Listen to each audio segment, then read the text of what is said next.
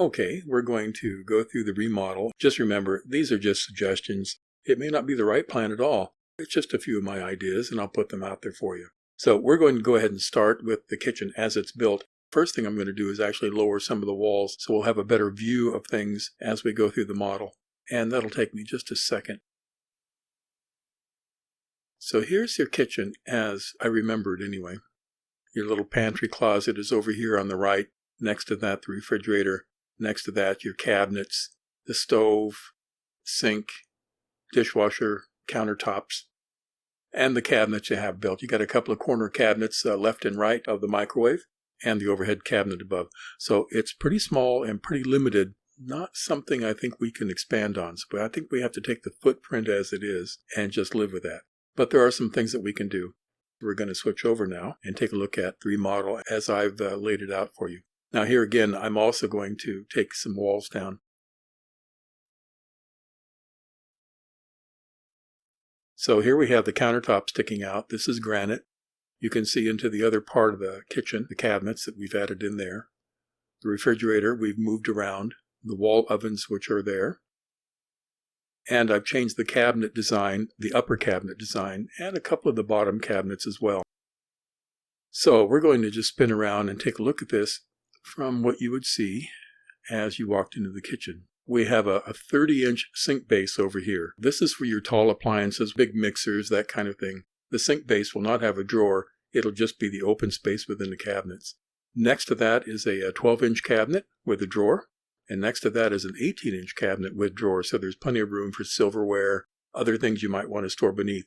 Now, if you'd rather, we can make that a 3-drawer cabinet as well. It doesn't have to be a big open space with one drawer. You can have 3 drawers in there, and that might be more convenient for you.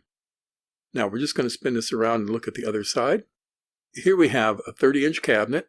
I've used the same representation as that sink base, but this can be 2 drawers, 1 drawer, 1 big drawer like you see here, or again, it can be just a series of 3 drawers down there.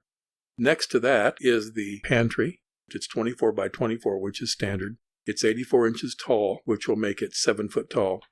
That should give you a 1 foot space between that and the 8-foot ceiling. So basically a square box with a couple of doors on it. There's lots of configurations you can have here. It can be 3 doors. It can be 2 doors. It could be 1 single door. Lots of combinations here. That's that part of the kitchen. And you can see it right there. Now we're going to spin around and come take a look at the other half. Where the sink is and the big slab of granite here, we took this wall down. Now this is assuming that it's possible to take that wall down in the first place. But here we have, let's go in a little closer.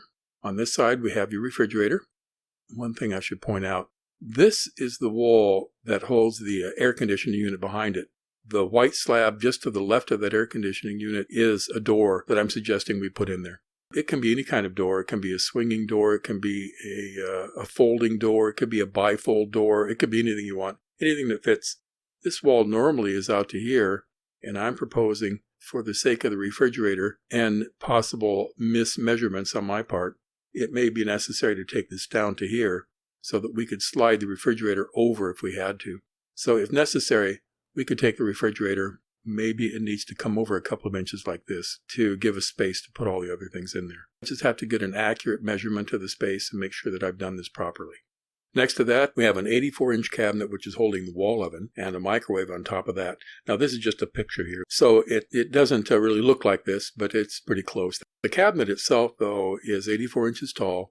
They normally come with a couple doors above the microwave and a big drawer in the bottom. It can be 1 drawer or 2 drawers, kind of like you had in your last house. This is where your pots and pans go.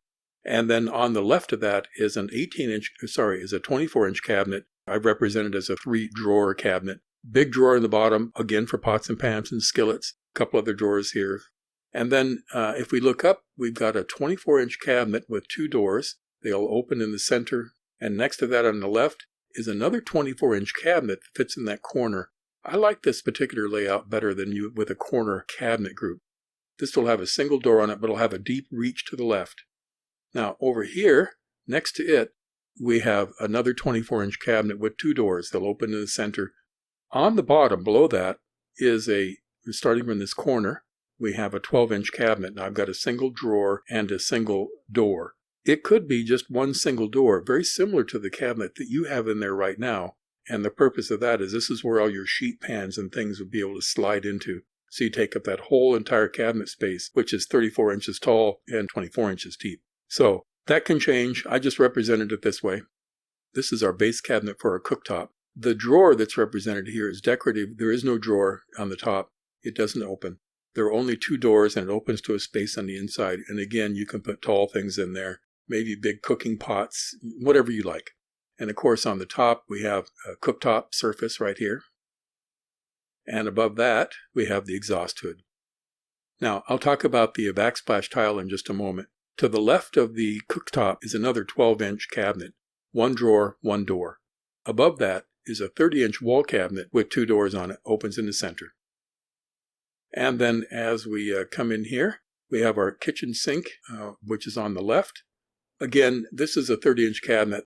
Although I've drawn this sink in here, I know you wanted a farm kitchen sink. You talked about that before. This base could be changed out to a farm sink base. Where you see this top drawer here, that would actually be the front of the sink. It could be an enamel or it could be metal. And although I didn't represent any plumbing faucets or anything here, of course they would have to be there. Next to that is the dishwasher, standard 24 inches wide. And next to that is a 36-inch cabinet with 2 drawers and 2 doors, which is what you have right now. That's existing. On top of that then, we have granite slab. Here we have a 12-inch extension from the edge of the wall, the previous wall, out to the edge of the granite. Now that is 12 inches and it is rock, so it is subject to breakage. It may require possibly 3 small brackets underneath, 1 on each corner and 1 in the center, just to support the weight, just to make sure if you set something on there or drop something on it, that it doesn't cause a fracture. Okay, that's that. Now let's talk about the backsplash. I represented 2 different styles of backsplash. These are just pictures that I've taken and found. You could have this style, which is on the left. Small 4-inch or 6-inch squares, rather symmetrical. You can see the grout lines in it as it wraps around the corner and covers the edge of the wall. On the back wall, it's just a different pattern. It's off-size, irregularly placed. I don't know what it would cost for anything like this. It's just a picture I found and I liked it. So I put it in there and I thought, oh, that looks good. Over here is another, a little bigger representation of that same backsplash with the grout lines in it. So I happen to like the pattern which runs left and right along the back wall of the kitchen. And I like it where it extends to the ceiling where it's behind the exhaust hood. Now that just happens to be a pattern I like and I put that in there. So it's possible to have this go all the way up, and I'm just removing some cutout panels that I put in there so that it might look something like this. Either one looks good. They're both very nice. And what you need here is your personal preference, not mine. Okay, now you can do this whole kitchen in this backsplash all the way around. I don't recommend it. I think it's a waste of money, to be honest. Now, let's talk about those wall cabinets. I haven't represented it here, but we should plan on putting a piece of crown molding on the top of these cabinets, just like you saw in your other house, just like you've seen in my house. It makes the cabinets look so much better. Now, you don't need to put a bottom crown on here, although I did in my own home because I liked it. It gave me a space to hide under counter lights. And I think you should have under counter lights here as well, just like you have right now. I think that's going to be important for lighting the countertop up as you're working. Now, up above, where there's a crown molding, then we would put up lights, so it would just highlight the walls. You turn that on, it makes it very decorative, very nice. Okay, that's kind of what we've got here. It's maybe not the best plan. It may not be the perfect plan, that's for sure. It's just a couple of ideas that I have. Okay, I think that's it. It should give you a little something to think about. Bye now.